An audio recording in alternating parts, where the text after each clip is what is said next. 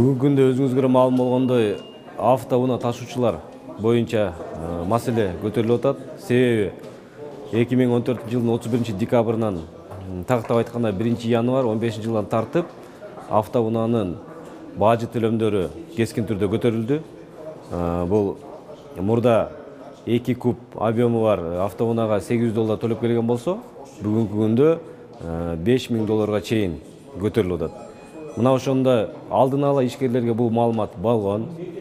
Бир гана маселе, ар кандай себептерден улам убагында чыккан автоунаалар баягы 31-декабрь күнгө жетип келе албай, жолдо ара жерде калып, мындайча айтканда 2015-жылга кирип келип атат.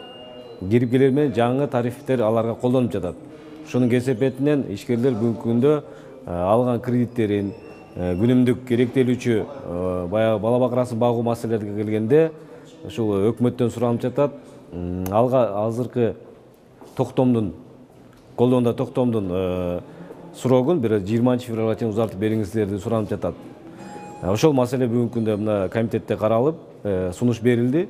Эмки комитеттин отурумуна өкмөт өзүнүн конкрет сунуштары менен берсе, себеби бүгүнкү күндө тагдыр 800дөн ашык автоунаа, алардын ташуучулардын тагдыры, алардын алган кредиттери жана башка маселелер. Экономикалык жактан алганда бажыдан түшүүчү 40 миллион сомдун тегерегиндеги каражат жөнүндө маселе болуп атат.